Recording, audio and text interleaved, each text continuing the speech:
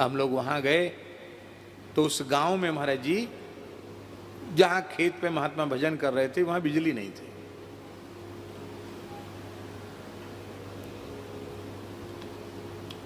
एक कक्ष था खेत में, उसमें बाजरे की करब से उसके दरवाजे को और खिड़की को बंद, खिड़की में कोई पल्ला वल्ला नहीं थे न दरवाजे में, और ठंड का समय है, तो रात को बालू ठंडी हो जाती तो खूब ठंडी हवा चलती है, और एक बोतल में मिट्टी का तेल भरा हुआ उसमें वो बत्ती जल रही है।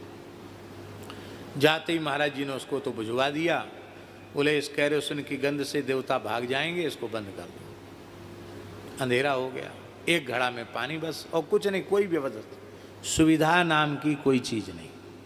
एक भेड़ के उनका मोटा कंबल महाराज जी के तख्त पर, और नीचे हम लोगों के लिए बाजरे की करब, ऊपर से एक पुराना सा फर्श। सुविधा नाम की कोई चीज़ नहीं। एक भेड़ के उनका मोटा कंबल महाराज जी के तख्त पर, और नीचे हम लोगों के लिए बाजरे की करब, ऊपर से एक पुराना सा फर्श, दरी, इस पे सो जाओ। हम थोड़े हताश उदास से हुए, उनके महाराज जी कहाँ आ गए? बोले देखो भगवान की कितनी कृपा है, सब रोगों की यही दवा, मिट्टी पानी और हवा। कितनी बढ़िया मिट्टी है राजस्थान की, बढ़िया छन छन के हवा आ रही है, और सवेरे एक बार जनरेटर चल करके बोरिंग का पानी आ जाएगा, आनंद हो जाएंगे। बाल्टी में घड़ा में भर लो, काम चलाओ। और महाराज जी बोले, हमने कहा महाराज जी लाइट तो है ही नहीं। बोले लाइट नहीं है, लाइट नहीं तो आँख सबकी खराब कर दी।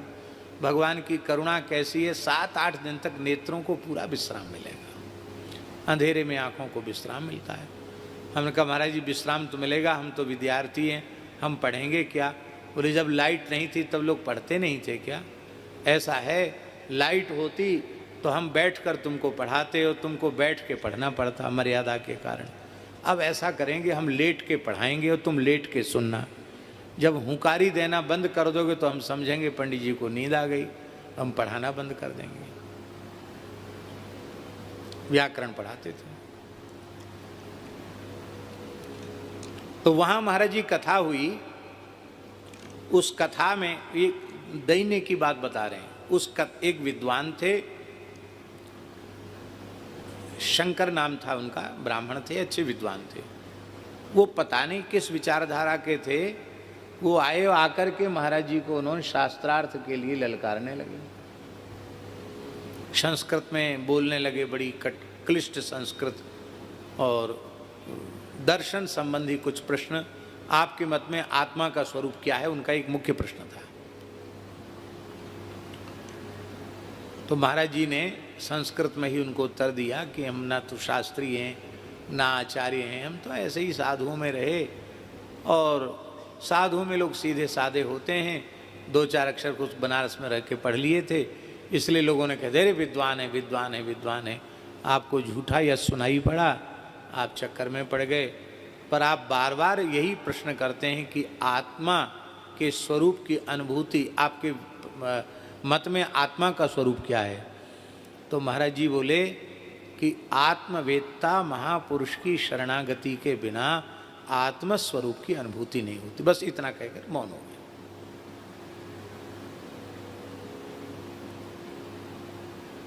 और गांव के लोग ताली बजाने।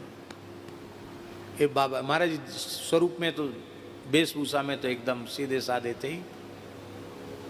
अरे देव, गांव के पंडित जी ने महाराज की बोलती बंद कर दी, कुछ नहीं बोल पाए, खाली दंडोत करते रह गए। और हमको इतना मन में क्षोभ हो रहा था कि हम बच्चे हैं, कुछ पढ़े लिखे होते तो हम कहते हैं क्या गुरुजी से बात करता, हमसे बात कर, पर हम पढ़े लिखे नहीं, हम क्या करें? इसके बाद कथा आरंभ हुई। एक दिन महात्मा हुआ तो 8 घंटे महाराज जी रोज कथा कहते थे। तो पहले दिन महात्म्य के बाद दूसरे दिन 4 घंटे में जब जन्माद्यस्य यतः की चर्चा महाराज जी ने, वो पंडित जी समझ गए कि ये जिसको हम समझ रहे थे ये अनपढ़ है।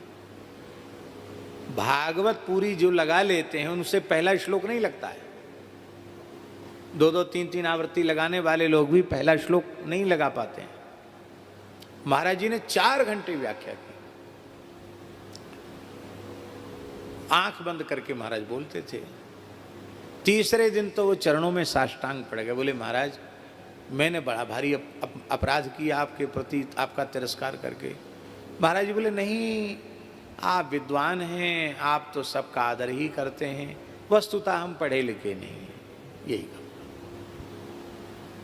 बाद में वो ब्राह्मण परिवार सहित महाराज जी के शरणागत हो गया। तो जब रास्ते में आ रहे थे तो महाराज जी बोले पंडित जी आपके मन में क्या हो रहा था कि हम झगड़ा करेंगे? देखो झगड़ा करते तो घर में खीर मालपुआ जाके पाइए, खाने को कहाँ मिलता। एक एक गमछा कपड़ा बेचारे ब्राह्मण ने दिया, थोड़ी बहुत साधु ब्राह्मणों को दक्षिणा भी दी, ऐसे विनोद में बोलते थे। इस सब से वंचित रह जाते, इसलिए कभी झगड़ा नहीं करना। हाँ, लिखा है वादो नावलंब्या, नारद जी के आज्ञा है, वाद विवाद में भक्त को नहीं पड़ना चाहिए।